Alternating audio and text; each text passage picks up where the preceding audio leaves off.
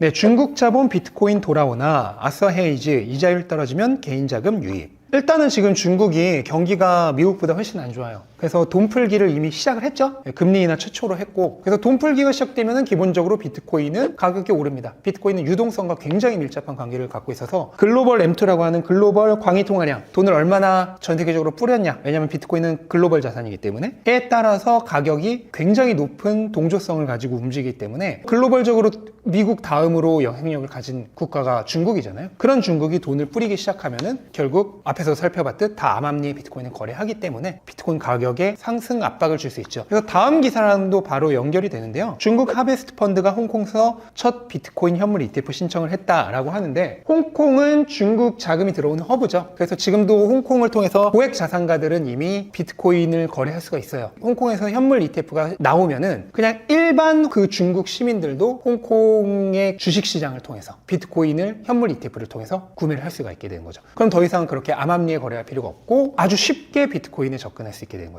그러면 전 시간에도 우리가 살펴봤지만 그동안 미국에서 현물 ETF가 승인이 되면서 그동안 비트코인을 사고 싶어도 살 수 없었던, 접근하고 싶어도 접근할 수 없었던 그런 개인이나 기관들이 비트코인에 들어오면서 엄청난 수요를 일으키고 있는데, 그게 중국에서도 그대로 재현될 수 있다는 거죠.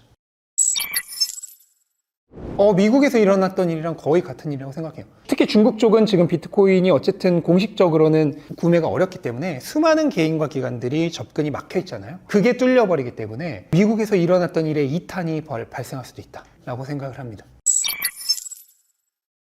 당연히 호재죠. 네. 수요가 당연히 훨씬 더 급증하게 되는 거죠. 기본적으로 지금 비트코인에 대한 가장 강력한 수요처는 미국이에요. 근데 중국은 그에 준하는 수요를 가지고 있잖아요. 그러면 미국이 하나 더 생기는 거예요. 그렇게 되면은 공급과 수요의 불균형이, 지금도 하루 생산량의 5배를 미국 현물 ETF가 가져가는데 이제는 그거의 2배, 10배를 가져갈 수도 있어요. 근데 반감기가 일어나면서 공급이 절반으로 줄어들면 이제 하루 수요의 20배를 가져갈 수도 있습니다. ETF들로만. 그러면 정말 엄청난 공급과 수요의 불균형이 초래될 수 있죠. 그것은 잘못 생각하고 있는 겁니다. 비트코인은 애플, 마이크로소프트, 엔비디아 이런 하나의 기업이 아닙니다. 그냥 그 자체가 하나의 섹터고요. 그 자체가 하나의 산업이에요. 그래서 지금 미국 주식시장이 대략 한 50조 달러 이상의 규모, 다 합치면은 관련된 것까지 다 합치면 100조 달러 정도 되는 규모를 가지고 있는데, 비트코인은 이제 암호화폐 시장 다 합쳐봐야 2조 달러가 좀 넘어요. 주식시장의 거의 40~50분의 1 정도 규모밖에 안 되는데, 암호화폐 시장 자체가 이 주식시장과 똑같은 그냥 하나의 산업군입니다. 근데 지금은 규모가 이렇게 차이가 나요. 근데 점점 얘가 커지겠죠. 그러면 미래의 상승 가능성으로 보자면 암호화폐 산업이 훨씬 크겠죠. 그래서 이렇게 하나의 산업군으로 봐야지 하나의 기업처럼 생각하셔서는 안 됩니다.